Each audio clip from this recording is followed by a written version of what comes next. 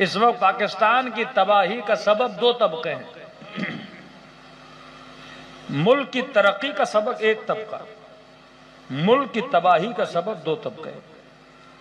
پاکستان کی تباہی کا سبب ایک غریب طبقہ، دوسرا امیر طبقہ۔ ہاں؟ امیر کیونکہ امیر ہے، آسائش پسند ہے، وہ کبھی بھی حق و باطل کی جنگ میں اور جد و جہد میں شامل نہیں ہوتا۔ وہ کہتا ہے بجلی کتنی بھی مہنگی ہو گئی میرے اوپر فرق نہیں پڑنے والا۔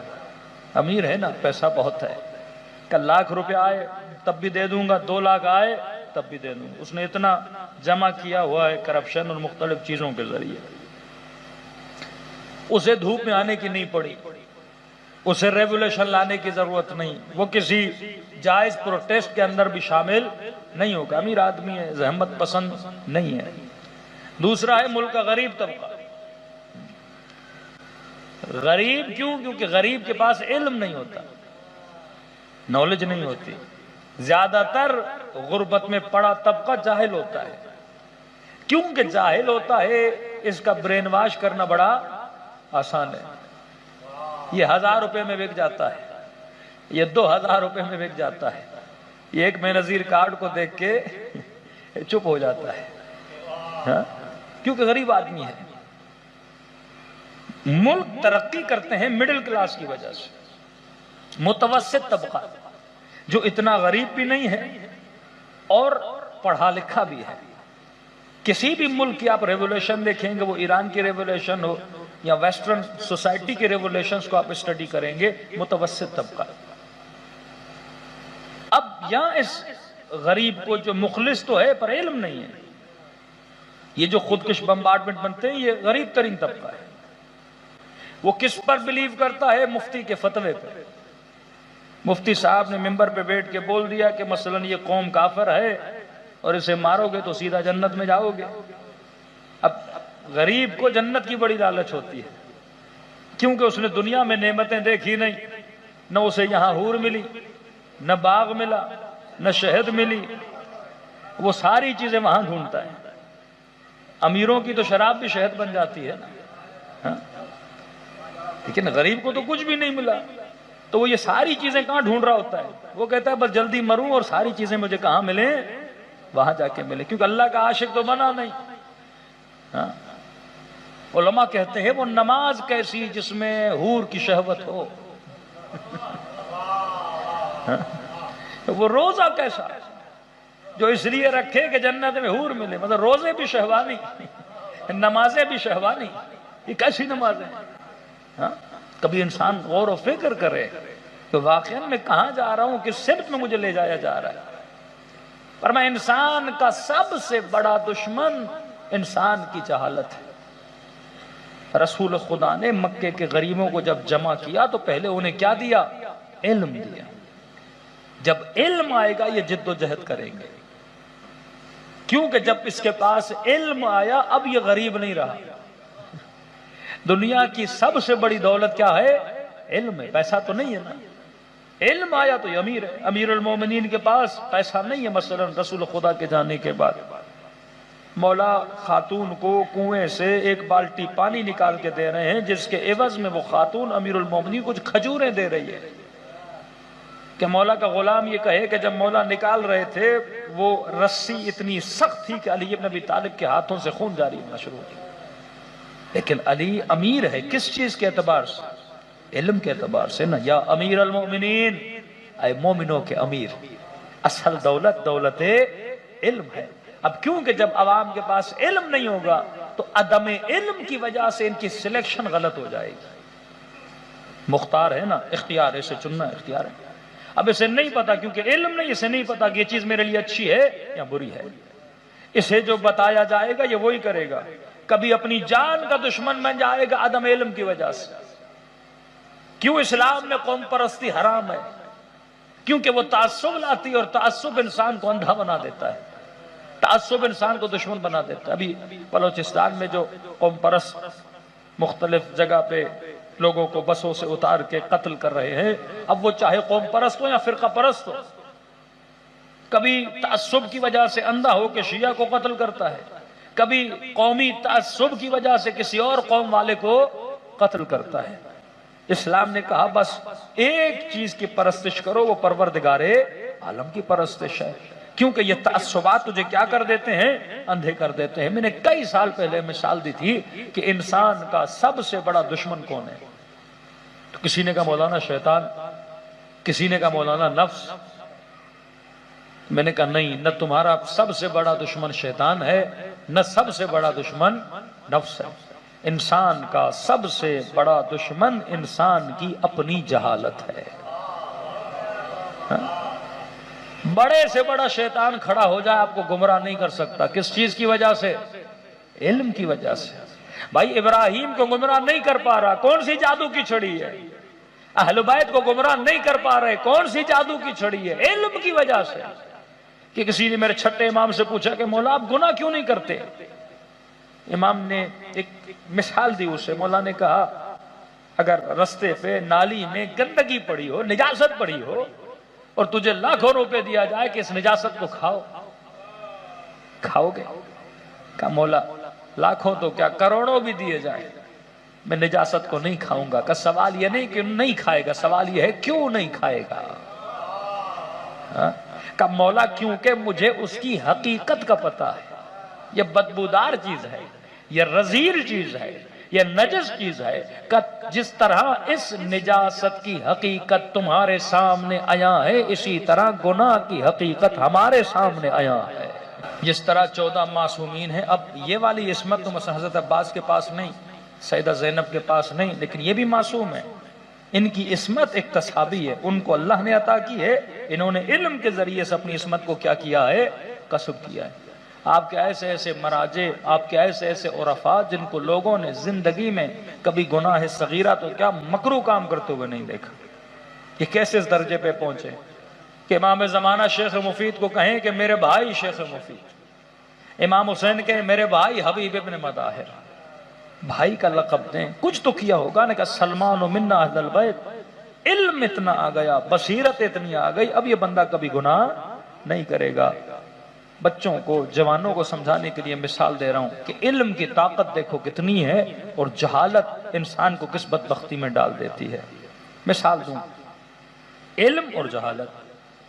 اب جتنا مجمع یہاں پہ موجود ہے، آپ سب کو پتا ہے کہ امیر المومنین علی ابن ابی طالب کی قبر کہاں ہے؟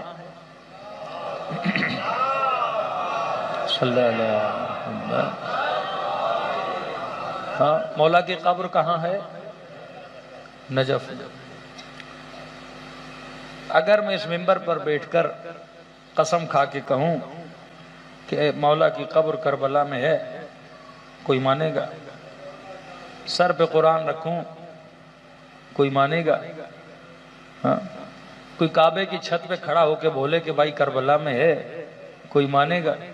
اب بڑے سے بڑا مولوی بڑے سے بڑا امامہ رکھ کے بھی آ جائے، بڑی سی بڑی قسم بھی کھائے، بڑے سے بڑا قرآن بھی سر پہ رکھ لے اور بولے بھی، آپ کبھی ماننے کے لیے تیار نہیں ہوگے، کیونکہ آپ کے پاس کیا ہے؟ علم ہے۔ سفین والے گمراہ ہو گئے نیزوں پہ قرآن کو دیکھ کر، کیونکہ ان کے پاس علم نہیں تھا۔ لیکن عمار کبھی گمراہ نہیں ہوا، مالک کبھی گمراہ نہیں ہوا، کیونکہ کیا تھا؟ علم تھا۔ اب آتے ہیں جہالت کی طرف۔ آپ میں سے کسی کو پتا ہے کہ شاہ عباس کی قبر کہاں ہے؟ پتا ہے کسی کو؟ نہیں پتا۔ اب مجھے پتا ہے کہ آپ کو پتا نہیں۔ اب یہاں سے کھیل شروع ہو جاتا ہے۔ مجھے پتا ہے کہ آپ کو پتا نہیں ہے، اب جو پتا میں دوں گا اسی پتے پہ آپ چلو گے۔ یہ جو ممبر پہ بڑے بڑے ذاکر آ کے کبھی یہاں کی قسمیں کھاتے ہیں، کبھی یہاں کی قسمیں کھاتے ہیں، مجمع مانتا ہوا چلا جاتا ہے۔ کیوں اسے گمراہ کر پاتے ہیں؟ کیونکہ لوگوں کے پاس علم نہیں ہے۔ اب ہم سوچتے ہیں مفتی صاحب جمعے کا خطبہ دے رہے ہیں تو صحیح کہہ رہے ہوں گے، مفتی صاحب فتویٰ دیتے ہیں علم کے نیچے سے گزرو گے نکاح ٹوٹ جائے گا۔ اب یہ مان لیتا ہے اور نکاح توڑ کے بھی آ جاتا ہے اپنا، کیونکہ اس بدبخت کے پاس کیا نہیں ہے؟ علم نہیں ہے، اور مفتی کو پتا ہے کہ ان کو پتا نہیں ہے۔ مجھے پتا ہے کہ آپ میں سے کسی نے تفسیر قرآن نہیں پڑھی، کوئی بھی آیت اٹھا کے اپنی منمانی تفسیر کر کے چلا جاؤں گا، مجمع بھی واہ واہ کر کے گھر خوش ہو کے چھو جائے گا۔ کیونکہ کسی کو نہیں پتا. اس سال ہم کربلا گئے، ایک ذاکر صاحب نے کراچی کا مجمع بیٹھا ہوا تھا کہ جس کراچی کے مجمع کو ہم کہتے ہیں پڑھا لکھا مجمع ہے، لیکن آج عالم یہ ہے اسی کراچی میں ایسے ایسے لوگ ممبروں پہ آ رہے ہیں. پہلے تقدس تھا ممبر کا، اب پتہ ہی نہیں. وہ جو پنجاب کی وبا بیماریاں وہ یہاں بھی آج کل کیا کرتی جا رہی ہیں، سرایت کرتی جا رہی ہے. پہلے کراچی قطب ہوا کرتا تھا پاکستان کا، کہ یہاں جو منج کے باہر نکلتا تھا پھر وہ پوری دنیا میں جا کے علم پھیلاتا تھا. کہ انہوں نے کیا کیا، حدیث قصہ میں دلیل دی کہ کہا ہم فاطمہ و ابوہا و بعلہا و بنوہا، کہ یہ فاطمہ ہیں، ان کے شوہر ہیں، ان کے بابا ہیں اور ان کے بچے ہیں. کہ اب کیونکہ بنوہا ہے جمع کا صیغہ، اور جمع شروع ہوتا ہے 3 سے، اور چادر کے نیچے 2 تھے، تو کہا تیسرے حضرت عباس. مجمع نے نعرہ حیدری لگانا شروع کر دیا کہ اب حدیث قصہ اور چادر کے نیچے حضرت عباس بھی، جبکہ سن رہے ہیں کہ یہ نسبت سیدہ کی طرف ہے اور سیدہ کے بیٹوں کی طرف ہے. جب جمع کا صیغہ آتا ہے تو یہ 11 اماموں کے لیے ہے کہ 2 تمہیں نظر آ رہے ہیں، باقی جو نسل میں آئیں گے وہ بھی معصوم اور صاحب عصمت ہے. معصوم 14 ہیں. کتنی بھی فضیلت ہو غازی عباس کی، سیدہ زینب کی، آپ یہ نہیں بول سکتے وہ ان 14 معصوموں میں ہیں. ہم معصوم ہیں وہ، لیکن ان کی عصمت اکتسابی ہے. 14 معصوم اور اماموں کی عصمت لدنی ہے، مطلب اللہ سے عطا کردہ عصمت ہے. پھر تو جتنے بھی معصومین کے بچے ہیں آپ سب کو بول دو، سارے کے سارے کیا ہیں، اس 14 کی عصمت میں آتے ہیں. پھر ہم میں اور اہل سنت میں کوئی فرق نہیں رہ جائے گا. انہوں نے 1 لاکھ صحابیوں کو کیا بنا دیا، معصوم بنا دیا. پھر ہم بھی کہیں کہ جتنے بچے تھے، جو فضیلت جس کی ہے وہ اس کے لیے کیا کی جائے، رکھی جائے. کہیں یہ ایک عادت بن گئی ہے مجمع کے مزاج کی کہ جب تک مجمع واہ واہ نہیں کرے گا، جب تک میں حضرت عباس کو امام حسین تک آ کے نہیں ملاتا اور مولا علی کو جب تک خدا سے نہیں ملاتا تب تک مجمع واہ واہ نہیں کرے گا. بھائی جس کو جو مقام خدا نے دیا ہے وہی مقام انسان کو کیا کرنا چاہیے، بیان کرنا چاہیے. اب یہ تھوڑی ہے کہ جو امیر المومنین کا مقام ہے، اگر وہ مقام جو فضیلت امیر المومنین ہے، سارے بچے امیر المومنین کی، ایون جو 11 امام ہیں وہ اعتراف کرتے ہیں کہ جو ہماری بابا کی فضیلت ہے وہ ہماری فضیلت نہیں ہے. اب اس میں کسی کی فضیلت کم تھوڑی ہو جاتی ہے. اللہ نے کسی کو علی بنایا، کسی کو حسن بنایا، کسی کو حسین بنایا، ہر کسی کی اپنی فضیلت ہے.